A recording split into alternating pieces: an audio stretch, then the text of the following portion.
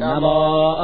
ज्येष्ठाय च कनिष्ठाय च नमः पूर्वजाय चापरजाय च नमो मध्यमाय चापगल्भाय च नमो जघन्याय च बुद्धियाय च नमः सोऽभ्याय च प्रतिसर्याय च नमो याम्याय च क्षेम्याय च नम उर्वर्याय च खल्याय च नमः श्लोक्याय चावसान्याय च नमो वन्याय च कक्ष्याय च नमः श्रवाय च प्रतिश्रवाय च नम आशुषेणाय चाशुरथाय च नमः शूराय चावभिन्दते च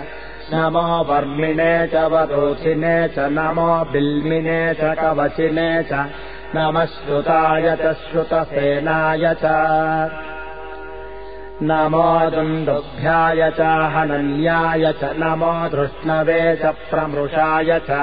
नमो दूताय च प्रहिताय च नमो निषङ्गिणे चेषु धिमते च नमः तीक्ष्णे च वेचायुधिने च नमः स्वायुधाय च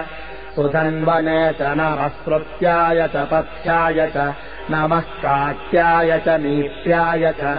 नमः सोद्याय च सरस्याय च नमो नाद्याय च वैशन्ताय च नमः कोप्याय च वक्ष्याय च नमो वर्ष्याय च वर्ष्याय च नमो मेघ्याय च विद्युत्याय च नम ईद्रियाय च तत्याय च नमो वात्याय च रेश्मियाय च नमो वासव्याय च वास्वपाय च ॐ नमः सोमाय च रुद्राय च नमः ताम्राय च अरुणाय च नमः शङ्गाय च पशुपतये च नम उग्राय च भीमाय च नमो अग्रे वधाय च दूरे वधाय च नमो हन्त्रे च हनीयसे च नमो वृक्षेभ्यो हरिकेशेभ्यो नमस्ताराय नमः शम्भवे च मयोभवे च नमः शङ्कराय च मयस्कराय च नमः शिवाय च शिवतराय च नमः तीर्थ्याय च कूल्याय च नमः पाज्याय च वाज्याय च नमः प्रतरणाय चोत्तरणाय च नम आचार्याय च दास्याय च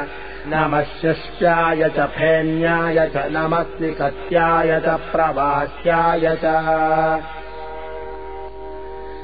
नम इरिण्याय च प्रपथ्याय च नमः किगुंशिलाय च क्षयनाय च नमः कपर्दिने च पुलस्तये च नमो गोष्ठ्याय च गृह्याय च नमः सल्प्याय च गेह्याय च नमः कात्याय च गह्वरेष्ठाय च नमो हृदय्याय च निवेश्याय च नमः पागुंसव्याय च सजस्याय च नमः शुष्याय च हरित्याय च नमो लोप्याय चोलप्याय च नम ऊर्व्याय च सोम्याय च नमः पर्ण्याय च पर्णशद्याय च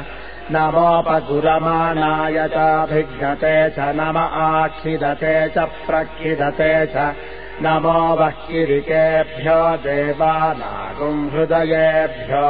नमो विक्षीणकेभ्यो नमो विचिन्वत्केभ्यो नम आनिर्हतेभ्यो नम आमीवत्केभ्यः।